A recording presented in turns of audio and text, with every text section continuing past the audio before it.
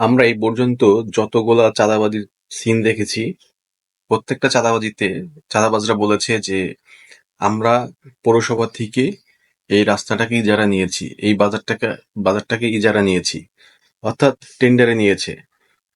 টেন্ডারে নিয়ে তারা হচ্ছে অটো থেকে, পিক আপ থেকে, ট্রাক থেকে টাকা উঠাচ্ছে, মানে চাঁদা উঠাচ্ছে। তাহলে এখন আমার কথা হচ্ছে, তাহলে কি পৌরসভা চাঁদাবাজির লাইসেন্স দিচ্ছে? পৌরসভাই কি বলতেছে তোমরা চাঁদা উঠাও? তাহলে কি এই চাঁদাবাজের মূল হোতা হচ্ছে পৌরসভা? আমরা তো তাই দেখতে পাচ্ছি।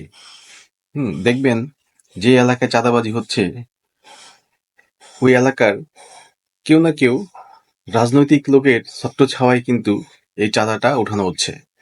যখনই তাদেরকে জনগণ ধরতেছে বা কেউ একজন কথা বলার মতো সাহস আছে যে এরকম ধরতেছে, তখন সে বলতেছে, জি আমরা এই দেখেন, আমরা সিটি কর্পোরেশন থেকে, আমরা পৌরসভা থেকে ইজারা দিয়ে টেন্ডার করে এটা নিয়ে আসছি।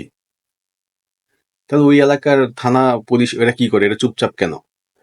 এখন কথা হচ্ছে, যেই থানার আশেপাশে যেখানে যত টাকা পয়সা উঠে, চাঁদাবাজির টাকা উঠে, সব টাকার কিন্তু ভাগবটরা থানায় চলে যায় অটোমেটিকলি। এটা বিগত সময় এরকমই ছিল। এখন বর্তমানেও সেম একই প্রসেস চলতেছে, যার ফলে থানা পুলিশও চুপচাপ। তা না হলে এত এত জায়গায় চাঁদাবাজি হচ্ছে, মহাসড়কে চাঁদাবাজি হচ্ছে, এলাকার ভিতরে যে রাস্তাঘাট সেখানে চাঁদাবাজি হচ্ছে, এখানকার পুলিশজন কিছুই বলতেছে না। কারণ কি? নাকি তারা জানতেছে না?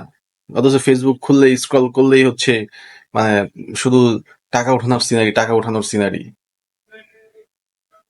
এর অবশ্যই ভাগ বাটোয়ারা পায়, তা নাহলে এটা অনেক আগেই বন্ধ হয়ে যেত। আর আমি মনে করি সরকারের উচিত, যেখানে যেখানে এরকম গন্ধ শোনা যাচ্ছে, যে চাঁদা উঠানো হচ্ছে, চাঁদাবাজি চলতেছে, সেখানে সেখানে আপনার আইন প্রশাসনের লোক পাঠায় দেন, সিভিলে পাঠায় দেন। যদি দেখেন হ্যাঁ আসলেই সিটি কর্পোরেশনের বা পৌরসভার নাম ভাঙিয়ে এরা চাঁদা উঠাচ্ছে, তা আইনি ব্যবস্থায় নেন, তাদেরকে ধরেন। ধরলেই তো হয়ে যায়, ধরলেই তো রাঘব বোয়াল কে আছে, এদের পিছনে কে আছে, গডফাদার কে আছে, সব বের হয়ে যায়। কিন্তু এটা না করে চুপচাপ পড়ে আছে।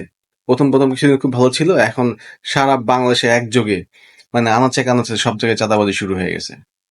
যার একটু সাহস আছে, যার একটা দলের প্রভাব আছে, যার দলের একটা পদ আছে, সেই পদ খাটিয়ে সে চাঁদাবাজি, এবং প্রত্যেক দিন লক্ষ লক্ষ টাকা চাঁদা উঠাচ্ছে। কি মগের মগের মুলুক নাকি ভাই? একটা গাড়ি যখন রোড পারমিট দিয়ে রোডে চলে, তাহলে ওই রোড ব্যবহার করার জন্য তো সে সরকারকে ফি দিয়ে সে গাড়িটা চালায়, তাই না? তাহলে এখানে আবার কিসের পৌরসভার ইজারা, কিসের চাঁদা? এগুলা চলবে না। তাহলে রোড পারমিট বন্ধ করে দেন। রোড পারমিটের জন্য তো গাড়ির মালিকরা অনেক টাকা পেমেন্ট করে, তাই না? এখন আপনারা বলতে পারেন, তাহলে ভাই আমরা তো চাঁদা অটো থেকে উঠাই। হ্যাঁ, তো অটো তো টোটালি অবৈধ, অবৈধ কাছে আপনার কিসে চাঁদা উঠান? এই চাঁদাবাজি বন্ধ করতে হবে খুব